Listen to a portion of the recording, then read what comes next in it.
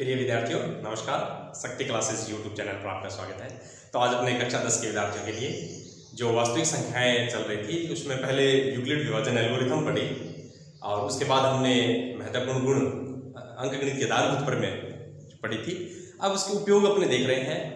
तो आज अपने इसी कड़ी में आगे बढ़ते हैं। तो ये अपनी पाठ्य पुस्तक का उदाहरण नंबर 7 है। अभाज्य गुणनखंड विधि के द्वारा 96 और 404 का HCF मैट्रिक्स समापत्ति ज्ञात करना है और फिर इसका एलसीएम ज्ञात करना है। तो सबसे पहले मैं 96 को लेता हूँ और फिर 404 को। तो अपने को पता है 96 है वो एक भाज्य संख्या है। भाज्य संख्या तो उसको अभाज्य गुणनखंड के रूप में अपने व्यक्त कर सकते हैं। तो चलिए करते हैं। तो 96 को मैं कर रहा हूँ, 2 का भाग गया तो ये आ गया 48, ठीक है। फिर 2 का भाग गया तो ये आ गया 24, फिर 2 का भाग गया तो ये आ गया मेरे पास 12 और फिर 2 का दिया है तो इसमें आ गया 6, फिर 2 का दिया तो आया 3, 3 में 3 का ही जाएगा तो मेरे पास आ गया 1। तो इसको अपन लिख सकते हैं 2 की पावर यदि देखें तो ये होगी 5, 2 की पावर 5 गुणा में 3। इसी तरह 404 को यदि देखें तो 404 भी एक भाज्य संख्या है। तो चलिए 404 को भी अभाज्य गुणनखंड के रूप में व्यक्त कर देते हैं। 2 का भाग जा रहा है फिर 2 का भाग जा रहा है तो 101 अपने आप में एक अभाज्य संख्या है। यानी इसको ये केवल अपने पहाड़े में आती है, यूं कह सकते हैं, या यूं कह सकते हैं ये एक और स्वयं के अलावा किसी संख्या का इस पर भाग नहीं जाता है। तो 101 भी एक अभाज्य संख्या है। तो चलिए मेरे पास आ गया इसका 404 का आ गया 2 की घात 2 गुणा में 101। इस तरह से अपने 96 और 404 को अभाज्य गुणनखंड के रूप में व्यक्त कर लिया। तो चलिए आगे बढ़ते हैं। अब बात आ रही है, ये कह रहा है कि HCF ज्ञात कीजिए। HCF का दिया हुआ है तो अभाज्य गुणनखंड विधि से अपने यहाँ पहुंचे, अब HCF ज्ञात कर रहे हैं। तो HCF ज्ञात करने के लिए पहले भी हमने देख रखा है कि जो कॉमन गुणनखंड है, जो कॉमन गुणनखंड है इसमें उसकी न्यूनतम घात अपने को देखनी है। तो न्यूनतम घात आ गई 2 है, 2 अभाज्य संख्या इसमें भी है और इसमें भी है गुणनखंड के रूप में, तो इसकी न्यूनतम घात 2 है। तो इसका HCF आ गया तो 4 आ गया। अब आगे से क्या है और फिर इनका एलसीएम ज्ञात कीजिए। तो एलसीएम ज्ञात करने के अब 2 तरीके हैं अपने पास। एक तो अधिकतम घात लेकर के ज्ञात कर सकते हैं, एक दूसरा तरीका और भी है, वो भी अपने को समझना चाहिए। वो ये है कि हमेशा दोनों संख्याओं का जो गुणा होता है, 2 संख्याओं का गुणा होता है वो HCF और एलसीएम के गुणनफल के बराबर होता है। दोनों संख्याओं का गुणा इधर एलसीएम और HCF का गुणा आपस में बराबर होते हैं। तो इस पैटर्न को यदि अपने लगाएं तो भी अपने आसानी से ज्ञात कर सकते हैं। तो 2 संख्याओं का गुणनफल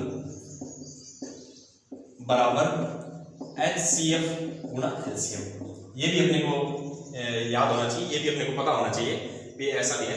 तो देखिए इस मेथड से ज्ञात करें ताकि अपने कुछ नई बात भी सीखेंगे। एलसीएम वैसे ज्ञात करना तो अपने सीख ही रखा है, आज इस मेथड से अपने देखेंगे। तो ये आ गया 96 गुणा 404, यानी दोनों संख्याओं का, ये दोनों संख्याएं आ गई 96 और 404। HCF मेरे पास ये रहा 4, एलसीएम अपने को ज्ञात करना है। तो देखो इसमें मान रखिए मैंने भी 4 संख्याओं की इसमें जरूरत पड़ रही थी, 3 है, एक अपने ज्ञात कर सकते हैं आसानी से। तो ये 4 यहाँ पर गुणा में है तो अपने को तो एलसीएम को अकेला करना है। एलसीएम को अकेला करेंगे तो ये 4 यहाँ पर गुणा में, इसको दूसरी साइड में लेके जाएंगे तो ये भाग में हो जाएगा। तो चलिए एलसीएम अपने स्थान पे है, 96 और 404 भी अपने स्थान पे है। अब ये 4 है वो 96 और 404 की तरफ जाता है तो यहाँ पर अपने पास गुणा में है तो दूसरा हट जाएगा तो भाग में। तो यहाँ भाग जा रहा है पूरा 101 आ गया। 101 को 96 से गुणा किया तो मेरे पास ये आंसर आ गया 9696। ये बहुत ही इंपॉर्टेंट सवाल भी रहा हुआ है बोर्ड का। पीछे के आप यदि पुराने पेपर्स देखेंगे तो बहुत बार ये रिपीट हुआ है सवाल। तो आप भी इसमें अपने स्टार वगैरह लगा लीजिए ताकि हो सके एग्जाम में अपने को मिल जाए। चलिए आगे बढ़ते हैं। तो इस तरह अभाज्य गुणनखंड विधि का उपयोग करके अपने जो HCF LCM वगैरह वो ज्ञात कर सकते हैं। तो चलिए आगे अगला उदाहरण अपने लेते हैं। पाठ्य पुस्तक का उदाहरण नंबर 8 है तो उसकी तरफ बढ़ते हैं। तो अगला उदाहरण है कि 6, 72 और 120 का अभाज्य गुणनखंड विधि के द्वारा HCF और LCM अपने को ज्ञात करना है। तो चलिए संख्या है 6, 72 और 120, ठीक है। तो 6 के अभाज्य गुणनखंड के रूप में व्यक्त करूंगा तो 2 गुणा 3। 72 को यदि अपने देखें तो बिल्कुल अभाज्य गुणनखंड कर लेते हैं। ये आ गया 36, फिर आ गया 18, फिर आ गया 9, फिर आ गया 3, और फिर आ गया 1। तो ये हो गया अपने पास 2 की पावर 3 गुणा में 3 की पावर 2, ठीक है। और 120 का यदि देखें तो अपने आसानी से इसको भी याद कर सकते हैं, बिल्कुल आसान सवाल है अभाज्य गुणनखंड विधि के। 1-2 बार अपने अभ्यास करेंगे तो बहुत अच्छी अपनी पकड़ बन जाएगी। तो चलिए आगे बढ़ते हैं। अब देखिए 15 आ गया, तो 15 में अपने को पता है 2 का भाग नहीं जा रहा है, तो मैं 3 का भाग दे देता हूँ। बिल्कुल आसान है, बिल्कुल आसानी से अपने इसको देख सकते हैं। तो चलिए ये हो गया 2 की पावर 3 और 3 गुणा 5, ये। तो अब देखिए इसका HCF अपने को ज्ञात करना है। तो बिल्कुल साधारण सा तरीका है, जो कॉमन पार्ट्स है, जो तीनों में अभाज्य गुणनखंड विद्यमान है, वो 2 है और 3 है। तो अपने क्या करते हैं, 2 की न्यूनतम घात 2 की घात 1, यानी किसी संख्या के ऊपर घात नहीं है तो उसकी घात 1 होती है, तभी उस संख्या का अस्तित्व है। तो चलिए 3 की न्यूनतम घात 3, 5 है वो यहाँ नहीं है, इसलिए ये कॉमन पार्ट्स नहीं है। तो इसका HCF आ गया, वो 6 आ गया। इसी तरह से इसका LCM भी ज्ञात करेंगे अपने। तो चलिए LCM ज्ञात करते हैं। LCM में अपने क्या अधिकतम घात लेनी होती है। तो सबसे पहले कॉमन पार्ट से उसकी अधिकतम घात 2 की अधिकतम घात 3, 3 की अधिकतम घात 2 और 5 आ गया बस, ठीक है। अब यदि अपने इसको देखें तो इसको हल करें तो 2 की पावर 3 8 होता है, क्योंकि 2 को 2 से गुणा करेंगे 4, 4 को फिर 2 से करेंगे तो 8 आ गया। और 3 की पावर 2 9 होता है, ये 5। 8 को 5 से करेंगे 40, 40 को 9 से करेंगे तो 9 गुणा 4 36, 360 हो गया। इस तरह से अपने LCM और HCF याद कर सकते हैं। बिल्कुल आसान सा सवाल है इसमें। इस सवाल को यदि देखें, इस उदाहरण को यदि ढंग से समझे तो तीसरा सवाल जो अपने किताब का है, पाठ्य पुस्तक है, उसको भी अपने कर सकते हैं। HCF और LCM पूछा गया 3-3 संख्याओं के, तो वो भी अपने आसानी से कर सकते हैं। उसमें यदि देखें तो पहला सवाल है 12, 15 और 21। यदि इसी पैटर्न पे अपने देखें तो सवाल नंबर 3 का पहला है 12, 15 और 21, इसका ज्ञात करना है। LCM और HCF अपने को ज्ञात करना है। और यदि मैं इसके आगे देखूं तो 17, 23 और 29 है, 17, 23 और 29 का भी ज्ञात कर सकते हैं। और मैं अगला सवाल यदि देखूं, क्योंकि तीसरे में 3 पार्ट्स दिए गए हैं, तो मैं तीसरा देखूं तो 8, 9 और 25। इस तरह से अपने ये सवाल भी इस सवाल को देख करके आसानी से कर सकते हैं। तो प्यारे विद्यार्थियों, आपको समझ में आया होगा और आप अपनी समझ को मजबूत करने के लिए, गहरी करने के लिए ये सवाल भी आवश्यक रूप से करके देखें। ये अपनी पाठ्य पुस्तक के जो अध्याय है अगला, उसका तीसरा सवाल मैंने उठाया है। चलिए आगे बढ़ते हैं। इसी तरह अपने उदाहरण कंप्लीट हुए, अब अपने सवालों की तरफ बढ़ते हैं। तो पहला सवाल तो आपने पहले ही कर दिया था, अभाज्य गुणनखंड के रूप में व्यक्त करना था, वो तो अपना हो गया था। अब दूसरा सवाल लेते हैं। दूसरा सवाल है पूर्णांकों के कुछ अपने को युग्म दिए गए हैं, उसके HCF और LCM अपने को ज्ञात करना है और उनकी जांच करनी है कि 2 संख्याओं का जो गुणनफल होता है, अभी जो हमने किया था 2 संख्याओं का गुणनफल है, वो HCF और LCM के गुणनफल के बराबर होता है। ये अपने को चेक करना है। तो सबसे पहले तो अपने 2 संख्याएं दी जाएगी, साधारण है बिल्कुल, HCF और LCM ज्ञात करना है जो अपने करते आए हैं। उसके बाद थोड़ा सा नयापन ये है कि उसमें जांच करनी है। जो अपने अभी एक पार्ट से लिखा था कि 2 संख्याओं का गुणनफल है, वो HCF और LCM के गुणनफल के बराबर होता है, ये भी अपने को चेक करना है। तो चलिए अपने इसको भी देखते हैं, तो बढ़ते हैं आगे। तो ये हो गया मेरे पास, संख्या ले लेता हूं मैं, पहला पार्ट लेता हूं 26 और 91। इस वक्त देखते हैं, ये है मेरे पास दूसरे का पहला है 26 और 91। तो विद्यार्थी अपने देखें यदि तो 26 के मैं पार्ट्स करूं तो 13 गुणा 2, 13 के पढ़े में 26 आता है, तो इसको सीधा ही लिख सकते हैं 2 गुणा 13। 13 एक अभाज्य संख्या होती है, क्योंकि 13 में 13 और 1 के अलावा किसी संख्या का भाग नहीं जाता है, तो ये अभाज्य संख्या है। तो मैंने भाज्य संख्या को अभाज्य संख्याओं के गुणनखंड के रूप में व्यक्त कर दिया। अब मैं 91 को यदि देखूं तो 7 गुणा 13, 13 गुणा 7 यानी 13 का पढ़ा 7 बार अपने पढ़ते हैं तो 91 आता है। तो चलिए अब इसका अपने HCF याद करें। तो HCF कॉमन पार्ट्स, यानी जो दोनों में कॉमन जो गुणनखंड है, कौन सी अभाज्य संख्या है, वो 13 है, तो वो मैंने लिख दी। LCM यदि इसका देखें तो LCM हो जाएगा अपने पास 2 गुणा में 7 गुणा में 13। 2 को 7 से करेंगे यानी 2 भी आएगा 7 भी आएगा और 13 की अधिकतम घात तो 1 ही है, तो 13 आ गया। ठीक है, तो इसको यदि देखें तो 2 गुणा 7 14 हो गया, 14 को 13 से गुणा कर लेंगे, तो ये आ गया मेरे पास 182। ये अब अपना मुख्य सवाल यहाँ पर हमने नई जो कड़ी अपने जोड़ी है वो शुरू होती है कि अपने को सिद्ध करके बताना है कि दो संख्याओं का जो गुणनफल है, यानी सिद्ध क्या करना है अपने को कि दो संख्याओं का गुणनफल जो है वो HCF और LCM के गुणनफल के बराबर होता है। ये चीज अपने को चेक करनी है। तो सबसे पहले अपने ये पार्ट्स लेंगे, दो संख्याओं का गुणा करके देखेंगे, फिर अपने HCF और LCM का गुणा करके देखेंगे, फिर अपने इस निष्कर्ष पर पहुंचेंगे क्या ये बराबर है या नहीं है। तो चलिए पहला पार्ट, दो संख्याओं का गुणनफल। दो संख्याओं का गुणनफल, तो मेरे पास आ गया 26 और 91।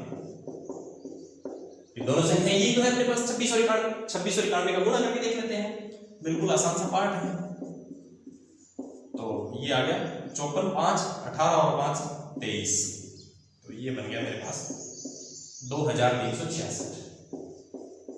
ये मैंने करके देख लिया दो संख्याओं का। अब आप समझ गए होंगे मैं आगे क्या करने वाला हूं। अब आगे हमने इसकी जो दूसरी साइड है उसको देखेंगे। तो दायां भाग जो है वो है HCF गुणा LCM। HCF गुणा LCM भी करके देखें फिर। तो HCF तो मेरे पास आया 13 और ये है 182। इसको भी करके देखें। तो ये आ गया 6, 24 और 3 और 2 5 और 1 182। तो ये हो गया मेरे पास, देखिए 2366। तो इस तरह आपने इस निष्कर्ष पे पहुंच गए हैं, आपने ये बात जांच कर दी है, ये सत्यापित कर दिया है कि दो संख्याओं का जो गुणनफल होता है वो HCF पर आता है। दो संख्याओं का गुणनफल,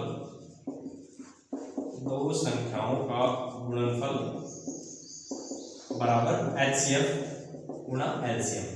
ये आपने सिद्ध कर दिया है या इसकी जांच कर ली है। तो इस तरह से यदि इस सवाल में देखें दो पार्ट्स हो गए विद्यार्थियों, वो भी आप कर सकते हैं। तो मैं लिख देता हूं आपको, इस सवाल को बिल्कुल देख के अपने आगे बढ़ना है। तो इसका दूसरा पार्ट जो है वो दिया गया है अपने को 510 और 92। 510 और 92 इसको हल करना है। सबसे पहले आप अभाज्य गुणनखंड करेंगे, फिर HCF ज्ञात करेंगे, फिर LCM ज्ञात करेंगे, फिर ये पार्ट से आप चेक करेंगे कि दोनों संख्याओं का जो गुणा है वो HCF और LCM के बराबर होता है। इसमें तीसरा सवाल भी आपने को दे रखा है कि 336 और 54 का, बिल्कुल आसान सवाल दिए गए हैं। यदि अपने इन सवालों को और इस आधार पर करके देखते हैं तो बिल्कुल हमेशा के लिए अपने ये सवाल है वो स्थायी हो जाएंगे। तो इस तरह से अपना दूसरा सवाल है पूरा होता है। तो चलिए आगे बढ़ते हैं। इसको गृहकार्य के रूप में भी आप अपनी जो अभ्यास पुस्तिका है या कॉपी है उसमें कर सकते हैं। चलिए अगला सवाल लेते हैं। बहुत ही आसान सा पार्ट है, बहुत ही रुचिकर पार्ट है जो अंकगणित किताब के ऊपर में है, उसके आधार पर ये देखें। तो चलिए आगे बढ़ता हूँ मैं। आगे है मेरे पास तीसरा सवाल तो अपना हो गया था, उदाहरण नंबर 8 को ये देखें। अब मैं लेता हूँ चौथा सवाल। उसमें HCF दे रखा है 306 और 657 का। चौथा सवाल HCF 306 और 657 का दे रखा है, कितना 9। ठीक है, चलिए आगे। और LCM 306 और 657 का अपने से पूछा गया है। तो आपको समझ में आ गया होगा अपने किस दिशा में बढ़ रहे हैं। अपने उस दिशा में बढ़ रहे हैं कि दो संख्याओं का जो गुणनफल है वो HCF और LCM के बराबर होता है। वो पार्ट्स अपने काम में लेंगे। तो चलिए मैं लिखता हूं, दो संख्याओं का गुणनफल बराबर HCF गुणा LCM। क्योंकि अब आप सोच रहे हैं दो संख्याएं, तो ये ऐसे तो लिखा गया है 306 और 657 का HCF 9 है। तो दो संख्याएं ये बार बार अपने को दिखाई दे रही है, ये वो दो संख्याएं हैं, ये HCF है और LCM पूछ रहा है। साधारण सा सवाल है बिल्कुल। तो चलिए 306 और 657 बराबर 9 गुणा में LCM। आपको पता लग गया होगा भाई दो संख्याएं 306 और 657, HCF है वो 9 है और LCM अपने ज्ञात करने वाले हैं। तो चलिए LCM ज्ञात करें। तो इसमें मुख्यतः यही है कि 9 यहाँ पर गुणा में, जो दूसरी तरफ जाएगा तो वो भाग में हो जाएगा। तो चलिए ये 9 भाग में हो गया। अब 9 306 में 9 का भाग जा रहा है, चलो भाग दे देते हैं। 9 का पढ़ा 3 बार पढ़ा तो 27 और फिर आ गया 3 तो 4 बार पढ़ा तो 36, 34 आ गया। 657 को 34 से गुणा कर देंगे, अपना आंसर आ जाएगा। तो 657 को यदि मैं 34 से गुणा करूं तो 28 2 20 और 2 22 2 और 24 और 2 36, 21 2 15 और 2 17 1 18 और 1 19। इस तरह से मैंने कर दिया। अब इसका अपने जोड़ कर लेते हैं, जोड़ किया हमने तो 2 2 3 3 8 या। तो इस तरह से अपने एलसीएम भी ज्ञात कर सकते हैं इसका 22,338 है। तो विद्यार्थियों आप इस सवाल को बिल्कुल अच्छी तरह से देख सकते हैं कि अपने जो मुख्य बात यही है इसमें कि दो संख्याओं का गुणनफल है वो एचसीएफ और एलसीएम के बराबर होता है। ये इसमें इतनी सी बात है।